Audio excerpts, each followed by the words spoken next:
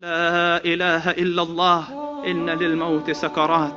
And then, as Aisha says, he looked up as though he saw something. And there are other ahadith that say, Jibreel came to him, make your choice, O Muhammad. And he says, Allahumma rafiq al-a'la. Aisha says, I quickly made dua, the recitations to rub on him, to say, oh Allah, cure him. He said, no, but salillah rafiq al-a'la. But ask Allah to give me the companionship of the ones most high.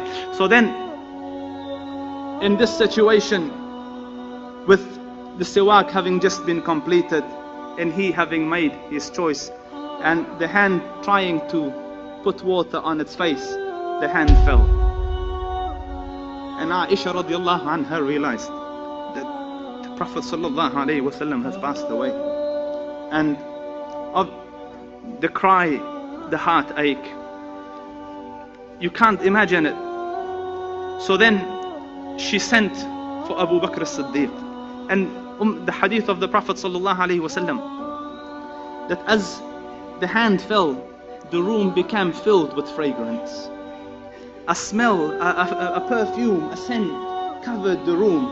And Salama says, I placed my hand on his chest, and because he's in fever and sweating, and I lifted my hand, and Jum'ah came and Jum'ah went. I used to eat and make wudu, and the perfume and the scent of that perfume wouldn't go away. And this is the sunnah of the Zul Arsh al-Majid. When a righteous soul departs, the angels wrap it in a cloth perfumed with the most elegant of perfumes, and the perfume covered the room. And then Hafsa radiallahu anha sends for her father Umar ibn al-Khattab. Aisha sends for her father Abu Bakr as-Siddiq, who is 1.5 kilometers away. So the first one to enter the room after the death of the Prophet sallallahu alaihi wasallam is Umar radiallahu anhu. Aisha says he knocked and asked permission, because it's the house of Aisha. So she says, I gave him permission, and look at the detail, and pulled my hijab over me. In the time of gham, yes, in the time of gham. Why aren't you beating yourself for Aisha? Your Habiba has passed away, because this wasn't the teachings of the Rasul. They took the gham and the hum and the difficulties with Islam, with the call that Allah Rabbul Izzah had left for them. So she covered herself. And Umar came with another Sahabi, and Mughira ibn Shu'bah. So he came and looked at the Prophet sallallahu alaihi wasallam, and he said, wa ghashiyah, and another, wa ghashiyatah. Oh, so unconscious, so deeply unconscious. You are so unconscious. And then he stood up and tried to come out of the house. And Mughira said, Ya Umar, mata Rasulullah. He is not fainted, he has died. So he said, Kadhabt, you are lying. You are lying. Innaka rajulun tahushuka fitnah. You're a person that fitna has engulfed. The Prophet won't die. He has gone to his Lord and will return as Musa returned, and he will cut the right hands and the left legs of those munafiqs who say he died. He can't accept the death of the Prophet sallallahu alaihi wasallam, and in his denial he took out his sword. Whoever says the Prophet died, I will cut his neck off. Or the Prophet hasn't died. And he's shouting in the middle of the masjid, in the middle of this commotion, and the people have gathered around him.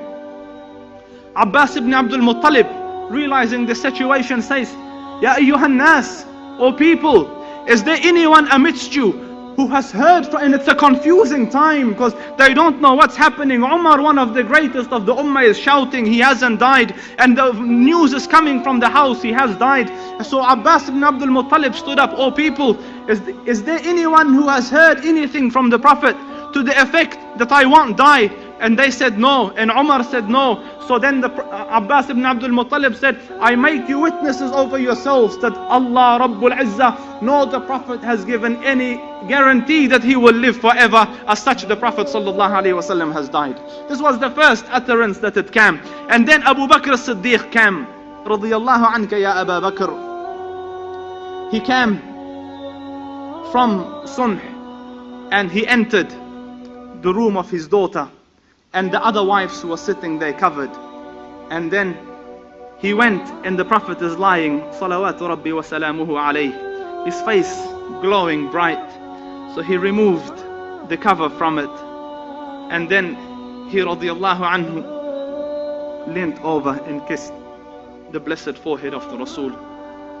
And then looking up towards the heavens, he said, Wa Khalilah, Wa Khalilah, Wa Khalilah. Oh my dear friend.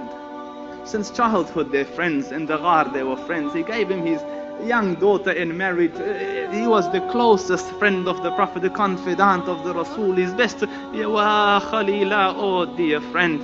And then he leant down and kissed him again. And then he said, Wa Safiya, oh you who are chosen, oh the chosen one. And then he kissed him again. And then this time leant over and kissed him. And he said, Wa Rasulah, oh my Prophet, oh Rasul.